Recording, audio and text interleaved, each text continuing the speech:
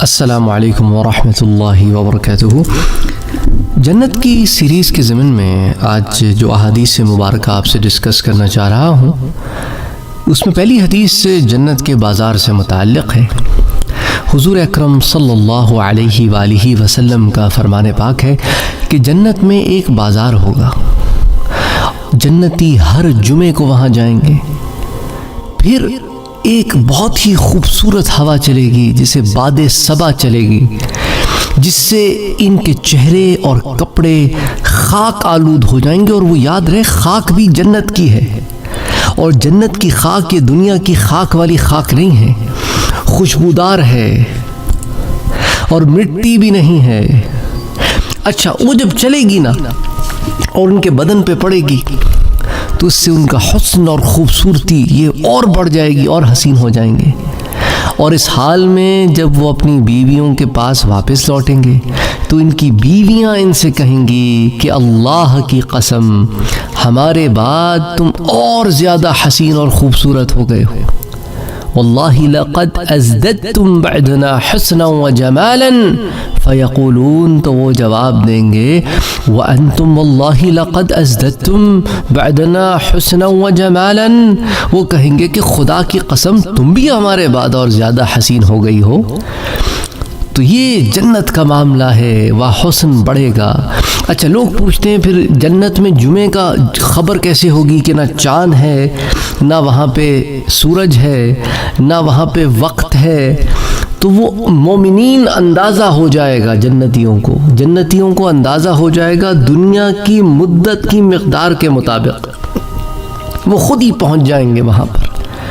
اللہ اکبر۔ اچھا، یہ جو روایت میں نے آپ سے ذکر کی ہے نا، اسے امام مسلم نے روایت کیا ہے، جہاں امام مسلم نے جنت کا ذکر کیا ہے اور اس کے انعامات کا ذکر کیا ہے، وہاں اسے روایت کیا ہے۔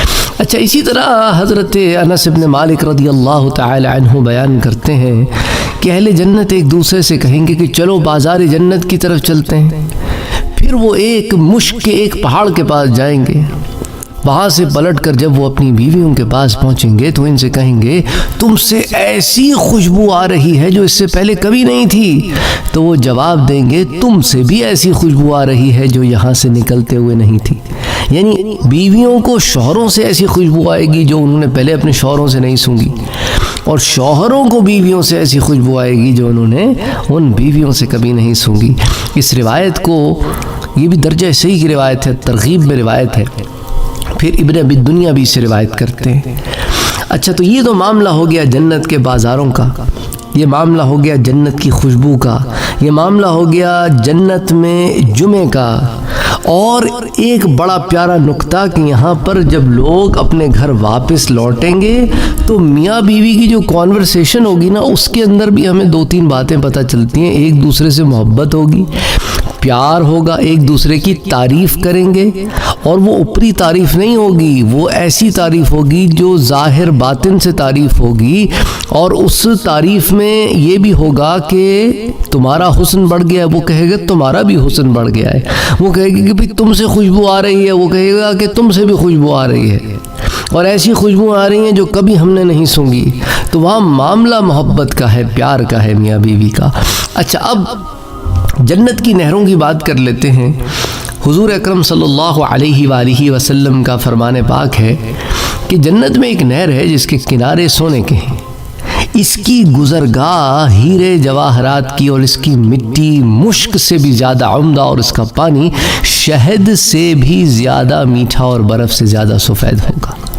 اچھا، یہ جو روایت ہے یہ ابن ماجہ میں آتی ہے، سنن ابن ماجہ میں درجہ صحیح کی روایت ہے، اور یہ اس کو جامع الصغیر میں بھی آتی ہے۔ تو اب اس میں جو الفاظ آتے ہیں نا، وہ الکوثر نہر فی الجنت، تو کوثر کا ذکر ہے۔ اچھا، پھر آپ کو اسی ضمن میں ایک اور روایت بھی سنا دوں، تو اس میں تو یہ ہو گیا نا کہ اس کی مٹی مشک سے بھی زیادہ عمدہ، اور اس کا پانی شہد سے بھی زیادہ میٹھا اور برف سے زیادہ سفید، اور اس کی گزرگاہ ہیرے جواہرات کی، اور اس کے کنارے سونے کے۔ سبحان اللہ سبحان اللہ سبحان اللہ، یعنی کہ اس کا جو شور ہوگا، یا آپ یہ کہ نا نہر ہے نا، تو نہر کے تو بینکس ہوتے ہیں، شور تو سمندر کے، تو اس کے جو بینکس ہوں گے، اللہ اکبر، وہ سونے کے بنے ہوئے ہوں گے، سونے پہ چل رہے ہیں آپ، یہاں تو سونا اٹھا اٹھا کے سنبھال کے رکھتے ہو نا، وہاں چلو گے سونے پہ، سونے کا فرش ہے۔ اچھا اسی طرح حضور صلی اللہ علیہ وآلہ وسلم کا فرمان پاک ہے کہ جنت کی نہریں مشک کے ٹیلوں اور پہاڑوں کے نیچے سے نکلیں گی۔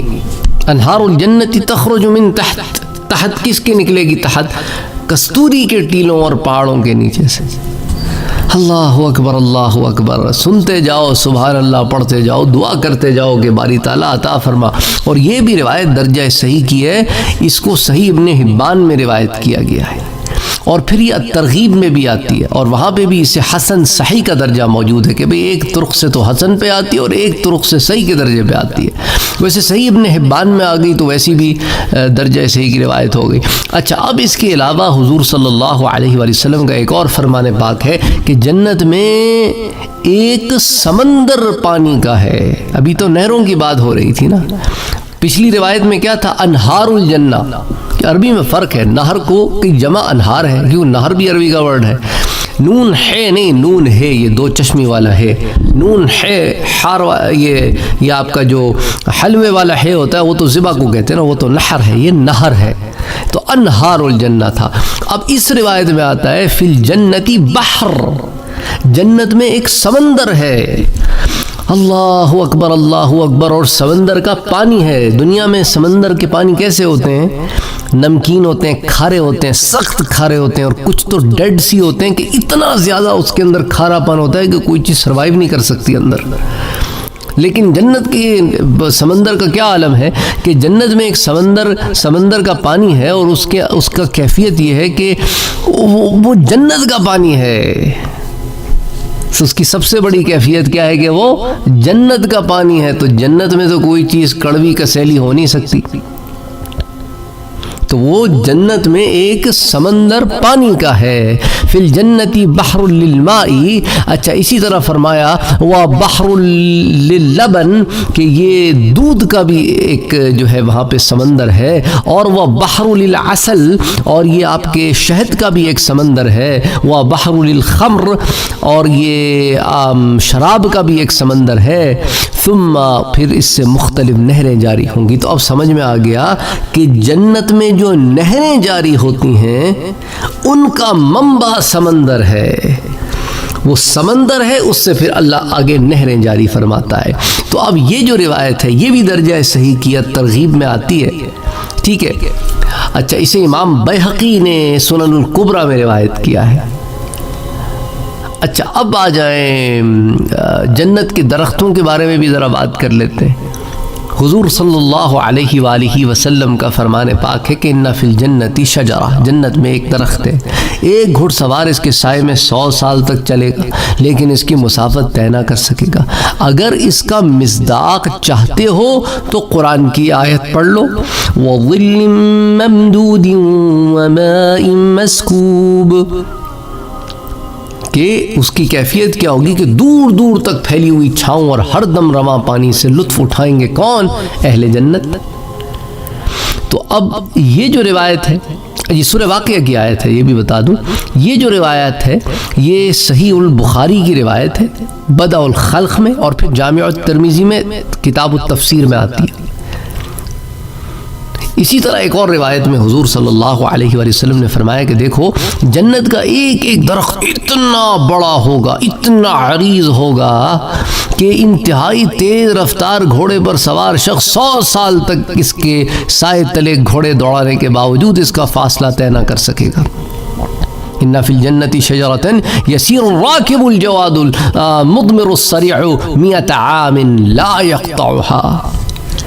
اچھا اس روایت کو صحیح مسلم میں روایت کیا گیا ہے، صفت الجنہ و اہلہا، اور پھر صحیح بخاری میں بھی کتاب الرقاق میں آتی ہے، تو متفق علیہ روایت ہے، ٹھیک ہوگی بات۔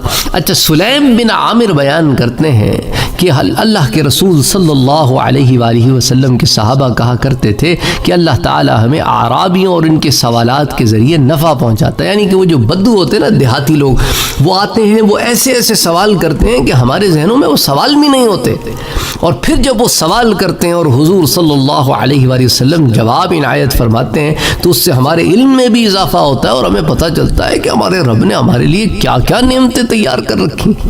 اس لیے وہ کہتے ہیں کہ ہم بڑا اپریشیٹ کرتے تھے کہ عرابی آئیں, بدو آئیں, حضور سے سوال کریں. اچھا پھر وہ ہم تو سوچتے بھی نہیں تھے, وہ جو سوچ لیتے تھے ان کی ایک طرز زندگی تھی, ایک ان کا ایک انداز تھا, ایک طریقہ تھا, پھر ایک فصاحت تھی, بلاغت تھی, پھر ایک معصومانہ بھی سوال ہوتے تھے ان کے. ٹھیک ہے, یہ ان معصومانہ سوالات سے پھر ہم استفادہ حاصل کرتے تھے. یہ وہ پاکستان میں جو اینکر ہے نا بادامی, وہ والے معصوم سوال نہیں, اس کے تو بڑے خطرناک سوال ہوتے ہیں جن کو وہ کہتا ہے کہ میرے بڑے معصومانہ سوال ہیں. نا بہرحال کہنے کا مقصد ہے کہ مثال کے طور پہ میں وہ ایک روایت بیان کرتے ہیں, سلیم بن عامر جو ہے وہ کہتے ہیں کہ صحابہ کہا کرتے تھے, پھر آگے ایک روایت بھی بیان کرتے ہیں, پھر دوں گا ریفرنس کس کتاب میں آتی ہے, کہ ایک روز ایک دیہاتی آیا اور کہنے لگا کہ اے اللہ کے رسول صلی اللہ علیہ وآلہ وسلم, اللہ تعالیٰ نے جنت میں ایک ذرہ سا درخت کا تذکرہ کیا ہے, اور میں نہیں سمجھتا کہ جنت میں کوئی ایسا درخت بھی ہوگا جو جنتی کے لیے تکلیف دے, اور ذرہ سا یعنی کہ تکلیف دینے والا ہو. تو حضور صلی اللہ علیہ وآلہ وسلم نے پوچھا, بھئی وہ کون سا درخت ہے جس کے بارے میں تمہارے ذہن میں سوال پیدا ہوا ہے؟ تو کہنے لگا بیری کا درخت. دیکھیں نا, بیری کے درخت میں آپ نے کبھی دیکھا ہو, مجھے پتہ نہیں آپ نے دیکھے ہیں کہ نہیں دیکھے بیر کے, کہ اس میں کانٹے ہوتے ہیں, بڑے خطرناک تکلیف دہ کانٹے ہوتے ہیں. تو حضور صلی اللہ علیہ وسلم نے فرمایا کہ دیکھو نا, تمہارے رب نے سورہ واقعہ میں کیا فرمایا, فی صدر مخضود, ہے نا. اللہ نے کیا فرمایا, یعنی ایسی بیریاں جو بے خار ہوں گی, اللہ تعالیٰ نے اس کے کانٹے ختم کر کے ہر کانٹے کی جگہ ایک پھل لگا دیا ہے. اس پھل کے 72 رنگ اور ذائقے ہوں گے, اور سب ایک دوسرے سے مختلف ہوں گے. اللہ اکبر, اللہ اکبر, اللہ اکبر, اللہ اکبر, اللہ اکبر. منها على 72 لونا من طعام وما فيها لون يشبه الآخر. اچھا, اب اس روایت کو الترغیب والترہیب میں روایت کیا گیا ہے, درجہ صحیح کی روایت ہے, لیکن صحیح غیر ہی ہے, یعنی ایک اور روایت ہے جو درجہ صحیح پر پہنچتی ہے, اس کی وجہ سے یہ درجہ صحیح پر آتی ہے. تو صحیح غیر ہی ہوتی ہے وہ روایت, کہ غیر روایت کی وجہ سے یہ روایت درجہ صحیح پر پہنچ گئی, اور اس سے پھر ابن ابی دنیا نے بھی روایت کیا ہے. تو اب آپ اس سے اندازہ کریں کہ رب نے نیک بندوں کے لیے جنت میں کیا پیارا انتظام کیا ہے. اللہ اکبر, اللہ اکبر. فَبِأَيِّ آلَاءِ رَبِّكُمَا تُكَذِّبَانِ, تو تم اپنے رب کی کون سی نعمت کو جھٹلاؤ گے.